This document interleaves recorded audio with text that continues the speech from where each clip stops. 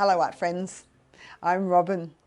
We're working on our coloured paper as we continue to create our beetles, and the things you're going to need for this module is our fineliners, the pieces of paper that we've been working on and dyeing, and of course an A3 cartridge sheet of paper to help build up some designs. Now what I love about these is, when they were wet, they were a different design. As they dry, the colours spread out. So I'm really excited by the patterns and the effects I've got on that one.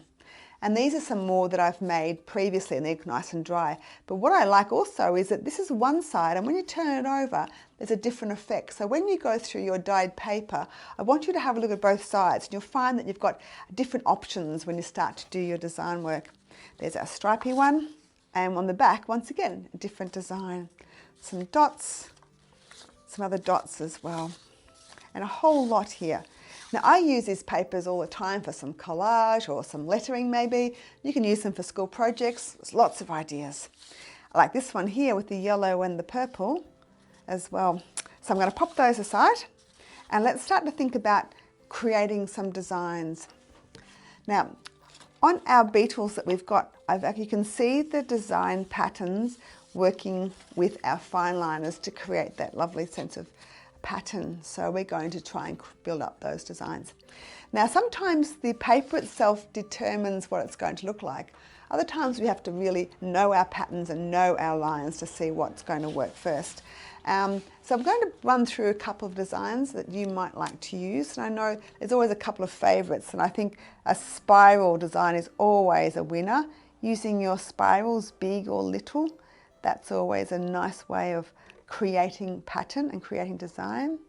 You might want to just use the very sort of a wiggly line and fill up a whole space with that.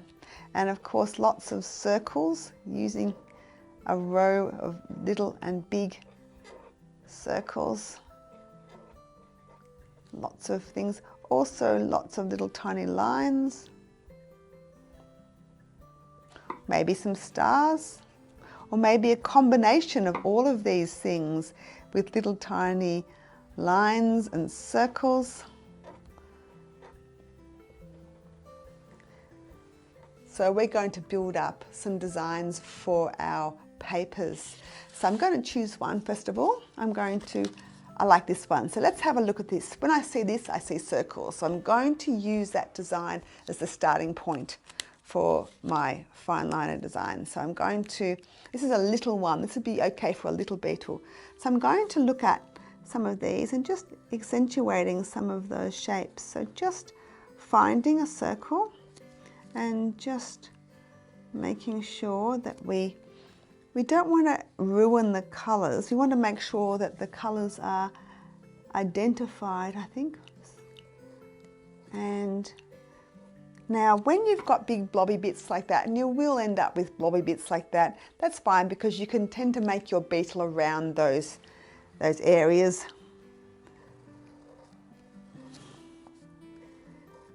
Keep going. So I'm going to continue with that one. So I'm going to continue later on with lots of circles on that one, because that one's going to look quite good. Now this one here is still a bit damp, but I love the spirals that I started to work with those with the blue paint. So I'm going to use that spiral theme and continue my design on this one with spirals. So I'm going to just find spaces that I can use spirals. Now we don't want the designs to be too big because your beetles are quite small, so don't make very big designs. Make it quite small because they're going to be, beetles aren't very big things, so we need to make the designs quite small.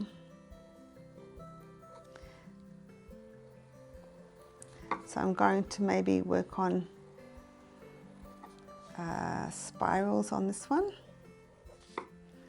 finding little spaces.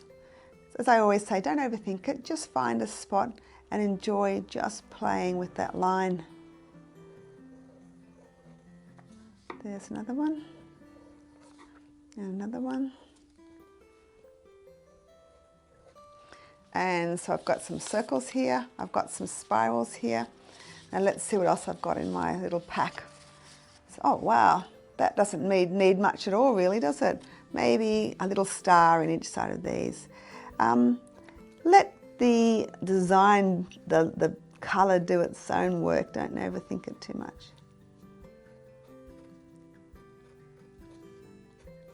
There we go. I like that. I'm going to use my big liner. Let's have a look. And we've got these ones here. Maybe some wobbly lines for this one. Let's see how we go.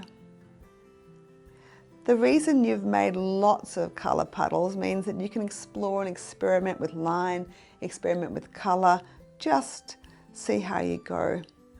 And you'll find some that you think aren't as successful as others, but that's fine. Just keep working and you'll end up with some nice pieces at the end. Wow, I'm just taking a little line for a walk here. Round and round. Cool, I'm going to continue on that one later on. I quite like that because I like the way it shows up on the light bit. So I've got some spirals, little crosses, some circles, and then let's have a look and see. And this one, and the stripes. Now, the stripe one was a bit of a favourite, and I'm going to use that one. I'm going to look at doing lines of different sorts of patterns. So maybe using a row of the circles.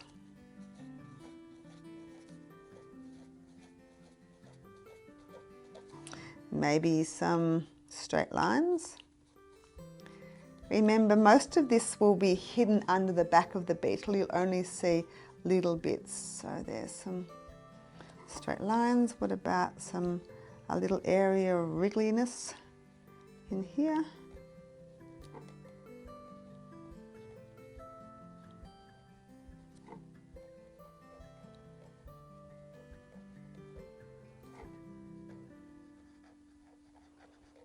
Cool, and maybe some dots.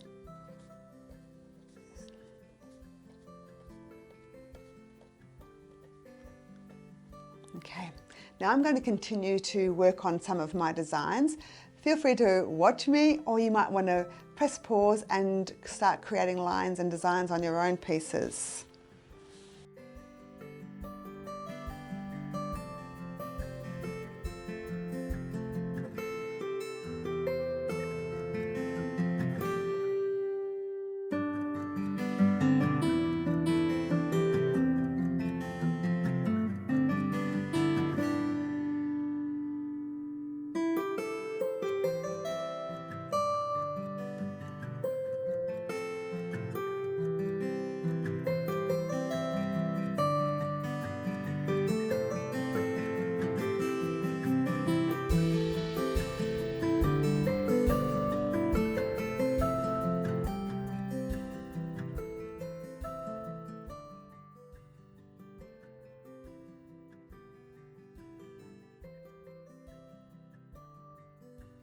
And here are a few that I've worked on before, and there's some nice patterns that I've put into the stripy ones.